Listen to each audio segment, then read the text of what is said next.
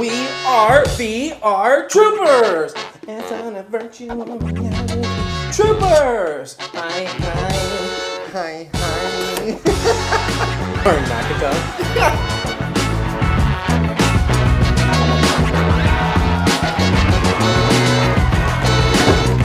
Buy them all. And slowly Oh, they launched their credit card. take over the world with magazines.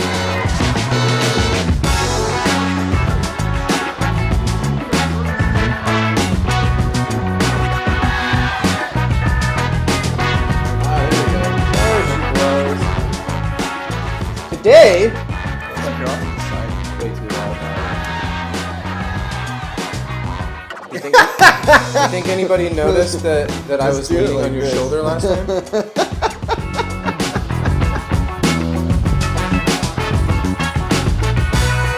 Today we're drinking Wicked Joe's organic coffees. Wicked Joe. Craft roasted, whatever that means. Welcome to Coffee Talk. I'm your host, Linda Richmond. It's roasty and raucous. What's the pronunciation of that word when we looked it up? Raucous. Raucous. Raucous. Raucous. I have no idea. Hold on. As they say in Spanish, Right here. yo no sé. Raucous. Raucous. It's roasty and raucous. Raucous. Raucous. I'm gonna raucous your world. Just keep saying it. Just over and over again? Raucous. Making a or constituting a disturbingly harsh and loud noise. Which makes no sense. Yeah. That's okay. Just sounds like... It sounds like ruckus. But is that... Raucous. I know, but is ruckus spelled differently? Ruckus Or is have we spelled been... different. Okay, I'm just making Ruckus sure. is R-U-C-K-U-S, I think. That's what I thought, but like, Right. how funny is it that the definition's so similar? Anything Yeah. with "ah cuss" in it is rockety McDoodles. Yeah, ruckus. A disturbance or commotion. Ridiculous. Welcome to Not Quite Nerdy, where we do the nerdy stuff so you don't have to. Bringing you the most almost up-to-date news in the tech and cell phone and Apple and Google sphere. In the Texan things. This is a K for Kevin, because that's my name. And this is black for nothing. But, welcome to Coffee Talk, where we give you weird news. Weird news, like being able to order pizza in your car from Domino's. Oh my gosh, tell me that's not the most ridiculous thing you've ever heard. Let's see if we can pull this up. All right, give me the page. Give me the page. Give me that. Give me that. Give me that page. We'll go with Engadget as our source. Let's get Gadget. Engadget. Pulled the notes just pulled I'll up the picture do it. for it. Okay, you can soon order Domino's pizza from your car's touchscreen, because that's what everybody wants. We're not allowed to fiddle at all Nope. with cell phones. We're not supposed to Yeah. eat burritos or any of those things. But now you can go through your car's infotainment center and order your favorite pizza. That's what the cop was doing, I guess. It looks the cop in the parking lot. I mean, if you look at the picture here on the screen record, it actually doesn't look like it'll let you do serious things. You probably have to stop. It's probably like, okay, so if you go into the app, like I use Domino's because they're close to me. If you go into the app, you can set like your most recent order as an easy order option, and this shows in the picture pretty clearly easy order, recent order, or ordered tracker. But I mean, there's a back button, so who knows how many more facets that goes. But Right. Domino's is continuing its quest to let you order pizza through every device imaginable. It's partnering with Zevo on an app that can order pies through your car's infotainment system. No tethered smartphone required. Like, how many of these cars actually come with their own Wi-Fi nowadays or whatever, though? Like, how is that even possible? I think that's kind of dumb, actually. I mean, I'm in love with it. Anything like that I can hear about makes me happy. What's next on the docket? We got big Apple news this week. They silently last week, as we talked about, launched all kinds of random things in the background. Hardware, updated the iMac, updated the iPad, came out with iPad Air, came out with a new iPad Mini, kind of updated all their hardware in the background. And this week, they came out with... I think I've got screenshots of it, but they came out with, let me see my notes. They came out with Apple TV Plus, which is not out yet, and has no pricing and has no details. Did you watch any of the keynote? I did not. It's hilarious, and let me tell Very you why. prepared. It's hilarious, let me tell you why. If you didn't watch it and you want to save an hour and 40 minutes of your time, Oprah, Steven Spielberg, Reese Witherspoon, and nice. a ton of superstar level actors all came out to talk about TV shows that have no trailers, that may or may not have even finished recording yet, and it was just super weird. Apple has always launched things, and they had a price and a launch date and then, whatever. like, 2 weeks later, you can buy it. Yeah, or a month or whatever. And this time around, they gave a really, really weird, kind of braggy. Like they basically showed off how many famous people they know. And we have the Apple TV app and iOS 12.2, I believe, are out. It's dropped. You can download it. Some functionality to the remote and some of the icons has changed. So you'll see the TV remote no longer says TV. It looks like a little remote right there under my calculator. And when you go into it, it's kind of changed some of the functionality. Other than that, there's not a lot of stuff you're going to notice or miss. I think they changed the font. Yeah, that's a big deal for Apple. They changed the font. It's a little easier to read now. Change the font on that on the apps. Apple Anyway, kills me, man. so Apple TV Plus is going to be it's like the Apple TV app actually right now is it's like an all-in-one spot for everything that partners with Apple. So Right. if you have Prime shows, you have any of the other apps, movies, all those things, it's all in one place on one app. It just kind of has like this up next section that shows you all the things you're subscribed to, all the channels you watch, all the stuff you've liked. Netflix, obviously, not partners, they hate each other. So that's the only thing that doesn't have that functionality. They're making that better. You can now pay with the Plus. You'll be able to, whenever it comes out, you'll be able to pay for exactly what channels you want. So that is kind of cool. So is it's nice. not new, because you can do that with what's the one that came out first with that? Streaming TV. Yeah, what was that first streaming TV one? I don't know what the first one was, but there's Slack TV. Yeah, or Slack. Sling TV. Sling. That's TV. so Sling already had that. You could buy, but I think they bought. It's like Then 4 or there's 5 Hulu channel does packages. it. Yeah, that package. But the rest of them don't have this like pick exactly what you want. No, And that's what I don't these think guys any are of them do boasting that. and bragging. They also were boasting and bragging all of these kind of security features. So all of these new things that they're launching right now, they're bragging about how everything's on device. So you know how there's the Face ID secure chip?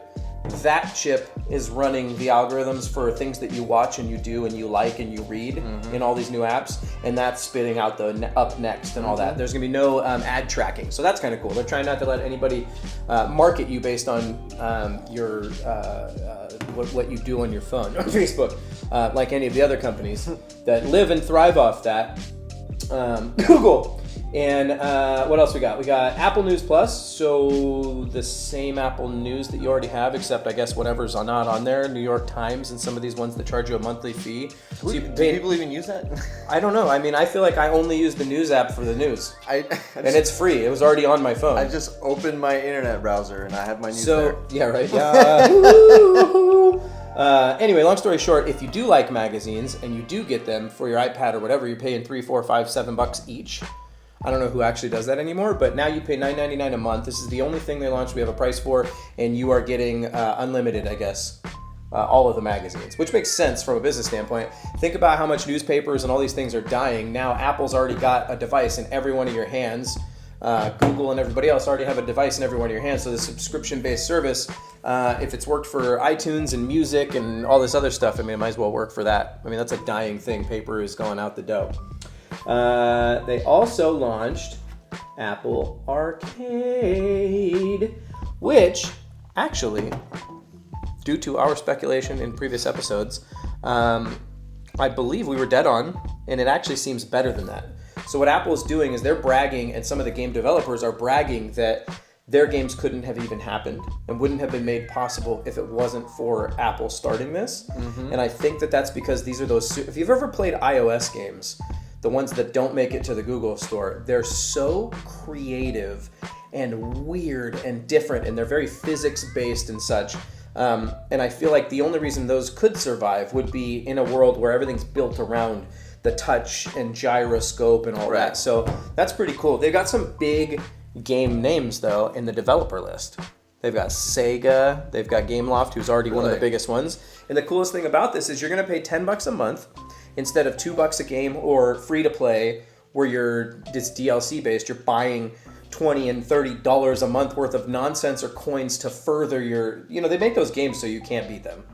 That's the whole point, right? Oh, I'm stuck. They let you get really addicted to them 10 levels in or whatever. And then you're spending $20, $30 a month because it's like, well, you could pay $12 and get 100 gold coins, or you could wait 6 days for your thing to build. So that's going away. What's cool about it, unlike streaming services like Google Stadia, is that they will live on your device and they will no longer be this online tethered constant experience. So I have like 3 games on here, one of which I think I paid $2 or $3 for. Killer game, incredible graphics, it's fantastic. I wish it had a controller, or I wish I'd go buy one and it worked with it. But I can't play it if I don't have internet access. And that's been my issue with most of the online games. All the really, really good ones, they make you log in, they make you sign in, they make you be tethered in one way or another. Stupid, really annoying. So these games are going to all be $10 a month, which is the same thing as Xbox, essentially. That's all this is. This is exactly like Xbox Game Pass. So it's a bunch of games that you physically download onto the device. You get down, you game, you get dirty, you unplug your computer, the internet goes down, your router explodes, whatever, real life happens. Sometimes you're just out. What if you're waiting in a doctor's office? They don't have Wi-Fi in doctor's offices, not my doctor's, I'm not rich. And so that's cool. So that's all of our Apple news for now. So one more thing I wanted to say is they went into, they changed in the iOS 12 point whatever new update. If you have Apple Care, you paid for Apple Care, it shows you your warranty information and when it ends and if you can renew and all that stuff. So that's kind of cool. On to the next spot. So you saw this? What the hell? You know who Dr. Disrespect is, right? Yeah. Have you seen his... What, for Firestorm? Yeah. No. What I love about Firestorm, it's Battlefield 5 for those of you who aren't playing it already and don't know, is that's always been a battle royale game. That's kind of the whole point. You play a small campaign in the beginning and then you switch off to the battle royale after that, right? Only online play. Is instead of instead of a line around the map like Fortnite and PUBG and all that just shrinking, it's literally a blazing fire, like a 30-foot tall blazing fire that literally burns everything down, and I just think it's such a creative spin on the whole thing. I got distracted. I'm in the world of... I can't remind you if you don't put it in the notes. I forgot to do that. I like keeping up with the world of writing and authors and fantasy and stuff, so I thought this was interesting to bring up that some science fiction author, Fonda Lee, gave a bunch of crap to Barnes & Noble for stocking a ton of Lord of the Rings and Tolkien books and Wheel of Time books by Robert Jordan and all this shelf space, and she's like, we can't compete with Dead Guys because they get all the shelf space. But I mean, I think it's so ridiculous. They sell lots of those books, so you need to have lots of those books in stock. Not just that, but I mean, like when you go to a bookstore like Barnes & Noble, you're gonna go to the I want to look for a fantasy book. You go there and you look and you see all these Lord of the Rings books, Hobbit books, Silmarillion books, whatever, and then you're like, okay, cool, I'm in the right section. I want to get something similar to this book, to this style, because that's what I like. And obviously, they're gonna advertise the biggest names. Or the biggest name of fantasy, Tolkien. Obviously, they're going to line his books up, but it's not just, she makes it blown so out of proportion because she's like 3 bookshelves. There's like maybe 2 copies of each like 20 book that he's written. Yeah. It's not just Lord of the Rings books he's written. He's written The Smith of Wootton Major, I think it was called. There's... Sir Gawain and the Green Knight. 1 hour later. Author guy, lady, but... This is a really good ploy to use negative publicity to go viral and get a lot of attention on her and her books. I feel like most of the news articles I read, especially if they're online, are literally they're clickbait. Yeah. But instead of it being like a YouTube video where I put a girl in a bra to get you to click on it, they write the entire article from the standpoint of the negativity. This is unfair. This is ridiculous. This, that, and the other thing. How dare they? Yeah. People do that about big YouTubers. They do that about big politicians. They do it about athletes, and they get the spotlight on them for 5 minutes. But I feel like how likely are people to go back to you Yeah. after that negative moment?